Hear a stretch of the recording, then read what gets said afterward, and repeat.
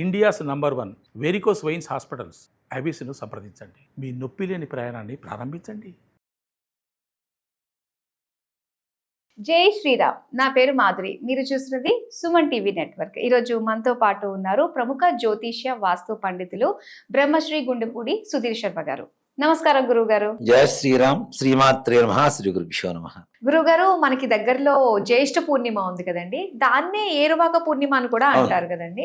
అసలు ఆ రోజు ప్రత్యేకత ఏంటి? ముఖ్యంగా ఆ రోజు ప్రతి ఒక్కళ్ళు కూడా చేయాల్సిన విధి విధానాలు ఏంటో తెలుసుకోవాలనుకుంటున్నామండి. తప్పనిసరిగా నాన్న, ముఖ్యంగా జ్యేష్ఠ పౌర్ణమి అనేటువంటిది దారిద్ర్యాన్ని పోగొట్టేటువంటిది అని కూడా చెప్పుకోవచ్చు.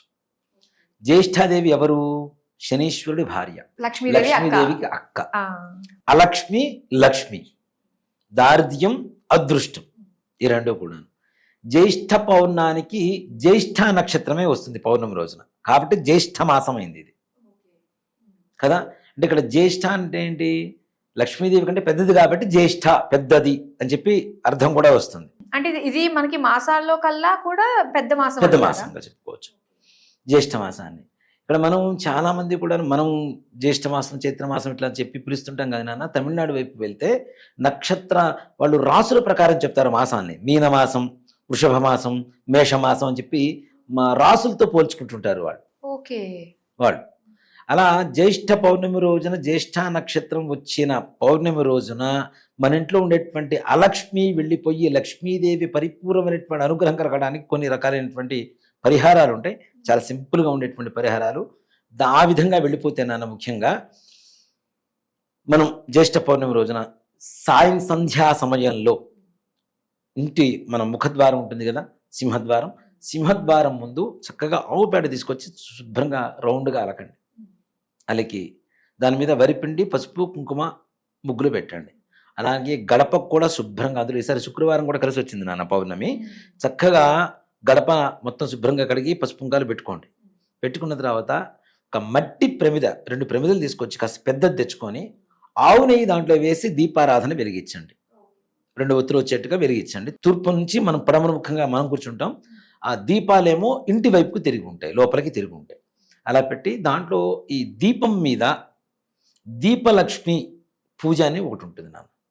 దీపలక్ష్మి పూజ ఈ జ్యేష్ఠ పౌర్ణమి శుక్రవారం రోజున కలిసి వచ్చిన రోజున ఎవరైతే దీపంలో లక్ష్మీదేవిని ఆవాహన చేసి ఎర్ర అక్షతలు, ఎర్రటి పుష్పాలతో అష్టోత్తరం పూజ చేసి పాయసం నివేదన ఎవరైతే పెడతారో ఆ ఇంట్లోంచి అలక్ష్మి వెళ్ళిపోయి లక్ష్మీదేవి ఇంట్లోకి వస్తుందని శాస్త్రం.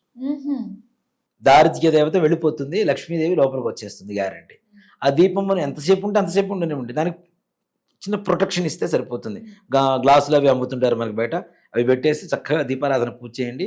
పాయసం, ఆవు పాలతో వండినటువంటి పాయసం, మళ్ళీ మామూలు పాలు, ప్యాకెట్ పాలు ఇవి కాకుండా ఆవు పాలు తెచ్చుకొని పాయసం వండండి.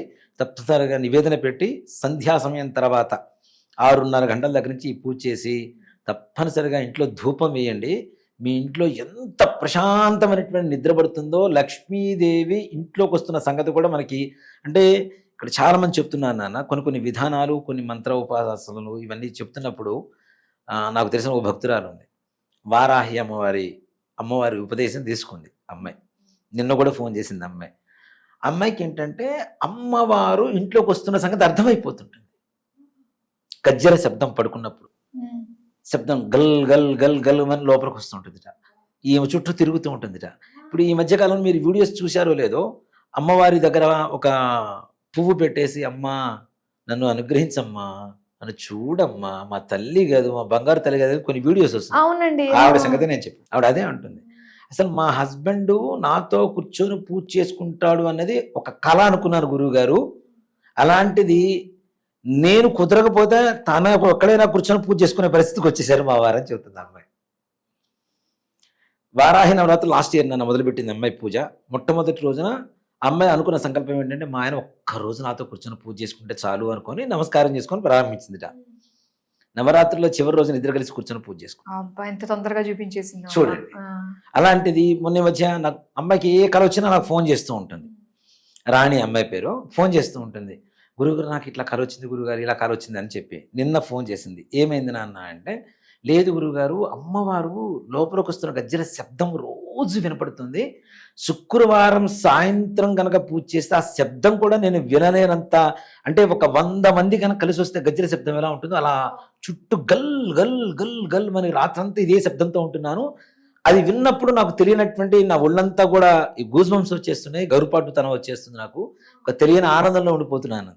అమ్మవారు అనుగ్రహించింది నాన్న మిమ్మల్ని, అంతకుమించి ఇంకేం కావాలి. అంటే లక్ష్మీదేవి అనుగ్రహం, వారాహి అంటే లక్ష్మీనే కదా నాన్న. లక్ష్మీదేవి అనుగ్రహం మనం మనస్ఫూర్తిగా ఎంత శ్రద్ధగా అయితే చేస్తున్నామో, ఆమె నిజంగా నిరుపేద నాన్న, పెద్దగా డబ్బులు లేవు ఆమెకి. కానీ ఆమె ఒకటే మాట చెబుతుంది, ప్రశాంతంగానే ఉన్న గారు, చాలా ప్రశాంతత ఉన్నా, అమ్మని నమ్ముకున్నప్పటి నుంచి అమ్మ నాతో తోడుంది, నాకు అది అర్థమైపోతుంది. నన్ను అప్పుడప్పుడు ఆవిడ స్పర్శ కూడా నాకు తెలిసేంత క్లోజ్ అయిపోయారు అమ్మవారితో అని చెప్తుంది. ఎంత అదృష్టం అసలు కదా.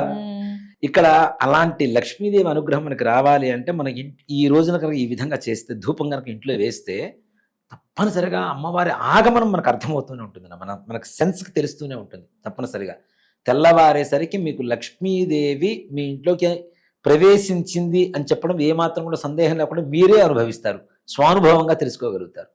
అలాంటి జ్యేష్ఠ పౌర్ణమి. అలాగే ఏరువాక పౌర్ణమి. నిజంగా ప్రపంచంలో ప్రతి ఒక్కళ్ళు వాటి రోజున 4 వేళ్ళు నోట్లోకి పోతున్నాయి. మనం ఎన్ని కోట్లు సంపాదించినా, ఎంత బంగారం సంపాదించినా అది తినలేం. ధాన్యం లేకుండా మనం ఏమీ చేయలేం, అవునా? దీనికి కారణం ఎవరు అంటే జై కిసాన్, అంతే, దాంట్లో అనుమానం లేదు. ప్రపంచంలో 2 బాగుండాలి నన్ను ఎప్పటికీ, జై జవాన్ జై కిసాన్. బార్డర్లో వాళ్ళు బాగుండాలి, దేశంలో వీళ్ళు బాగుండాలి. వీళ్ళు బాగుంటే నిజంగా రైతులు చాలా బాధపడుతుంటారు నాన్న. చినిగిపోయిన బనీన్ వేసుకొని పైన మామూలు షర్ట్ వేసుకొని తిరుగుతూ ఉంటాడు. మన కోసం త్యాగం చేసేటువంటి మన తల్లిదండ్రుల తర్వాత మరో గొప్ప దైవం ఎవరంటే రైతులు అని చెప్తాం. రైతు అన్నలే, దాంట్లో అనుమానమేం లేదు, వాళ్ళంతా గొప్పవాళ్ళు.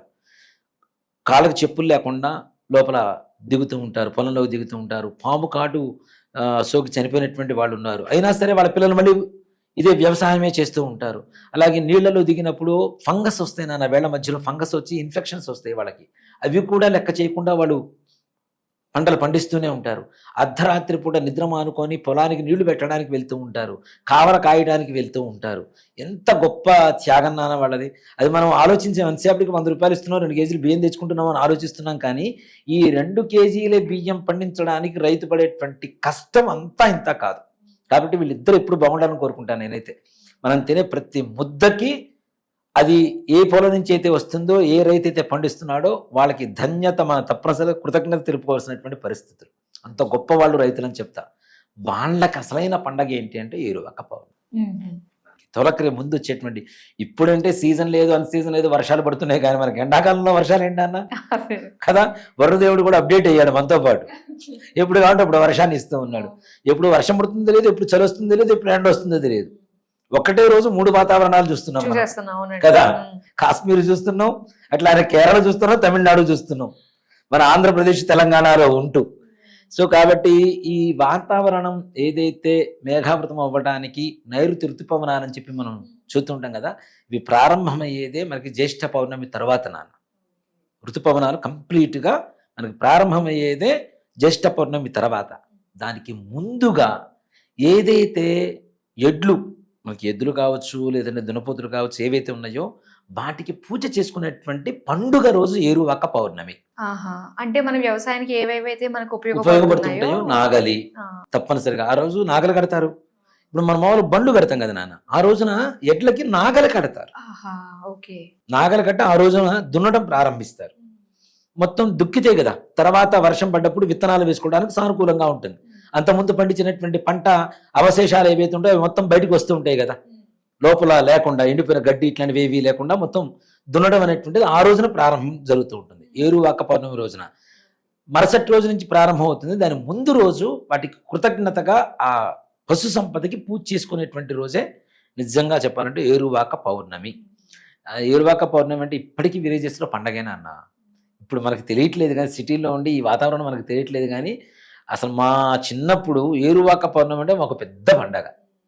అందులో వాళ్ళు ఏం చేస్తారంటే రైతులందరూ కూడాను ఊళ్ళో ఉండేటువంటి వినాయకుడు ఉంటాడు కదా, వినాయకుడికి ముందుగా ఉండ్రాళ్ళు పోయిస్తారు. అది బ్రాహ్మణులతో చేయించి పూజ చేయించి ఉండ్రాళ్ళు పోయించి ఉండ్రాళ్ళు నివేదన పెట్టి అక్కడికి వచ్చి అన్ని ఎడ్లకి పూజ చేయించుకొని పసుపు కుంకాలు బొట్లు పెట్టుకొని అప్పుడు పొలాలకు వెళ్ళటం ప్రారంభిస్తారు. ఓకే, అలా ఉంటుంది ప్రాసెస్. ప్రాసెస్ అంత బాగుండేది. చెప్తుంటే మా చిన్నప్పుడు జరిగిన ఇప్పటికి నా కళ్ళ ముందు కనబడుతున్నాయి. ఇప్పుడన్నా అలానే ఉంటుందా గురువు గారు? ఇప్పటికి కూడా మా ఊళ్ళో అదే ఉంది నాన్న. నేను అంటే మా బ్రదర్ వాళ్ళు అక్కడే ఉంటారు, మా పెదనాన్నగారు పిల్లలు వాళ్ళు ఉంటారు. నేను అదే అడిగాను, నేను ఇంకా చేస్తున్నారా అన్నయ్య అంటే, అయ్యో అది ఎట్లా పోతుందిరా, అది చేస్తూనే ఉన్నాను. మన ఊరంతకాలం రైతులు ఉంటారు, రైతులు ఉన్నంతకాలం తప్పనిసరి జరుగుతూనే ఉంటుంది. పూర్వకాలం మా తాతలు కూడా రైతులే నాన్న. దాదాపు 300 ఎకరాల పొలం ఇచ్చేసేవాళ్ళు, సాగు చేసేవాళ్ళట మా తాతగారు వాళ్ళు. సో కాబట్టి ఏరువాక పౌర్ణమి అనేటువంటిది పశు సంపదకి మనం సంస్కరించుకునేటువంటి రోజు, పూజ చేసుకునేటువంటి రోజు. కాబట్టి నిజంగా ఇప్పటికైనా ఊళ్ళకు ఒక్కసారి పల్లెటూరుకు వెళ్ళిరని, సంక్రాంతి ఇవన్నీ చేస్తున్నారు నాన్న. సంక్రాంతి కంటే కూడాను మనకి అన్నం పెట్టేటువంటి రైతుకు పండగ. సంక్రాంతి ఏంటి, ధాన్యం ఇంటికి వచ్చేటువంటి సమయం. ఇదేమో ధాన్యం మొరకెత్తడానికి ప్రారంభమైనటువంటి ప్రధానమైనటువంటి సమయం ఇది. కాబట్టి 2 పండుగలే కదా వాళ్ళకి. ఇంటికి వచ్చినందుకు ఆనందం, అది పండించడానికి కావలసిన మొట్టమొదటి రోజు ఏదైతే పూజ ఉంటుందో అది చేసుకునేటువంటి రోజు ఏరువాక పౌర్ణమి అంటాం. కాబట్టి అసలు పూర్వకాలంలో మంచి పాట కూడా ఉంది, ఏరువాక సాగారు అని ఒక పాట కూడా ఉంటుంది. ఓల్డ్ ఈ పండగ వచ్చినప్పుడల్లా మా ఇంట్లో మా ఊళ్ళో మైకులు పెట్టి ఆ పాట పెట్టేవాడు. కాస్త ఎనర్జీ బూస్ట్, బాగా బూస్టప్ అనమాట, మంచిది ఉండేది. సో కాబట్టి రైతులు పూజ చేసుకునేటువంటి రోజు. అలాగే మనం కూడా విలేజెస్కి వెళ్ళి మనకి ఏదైనా పొలాలు ఉంటే తప్పనిసరిగా మన పొలంలో ఆ లక్ష్మీదేవిని, మనకి ధాన్యం ఏదైతే ఉందో అది మంచి సంపద రావాలి అంటే తప్పనిసరిగా భూమికి పూజ చేసుకోవాల్సినటువంటి మంచి రోజు ఏరువాక పౌర్ణమి. చాలా సంతోషం గురుగారు. జ్యేష్ఠ పౌర్ణమికి సంబంధించి, ఏరువాక పౌర్ణమికి సంబంధించి మంచి విషయాలు తెలియజేసినందుకు ధన్యవాదాలు. శ్రీమాత్రే నమః. శ్రీ గురుభ్యో నమః.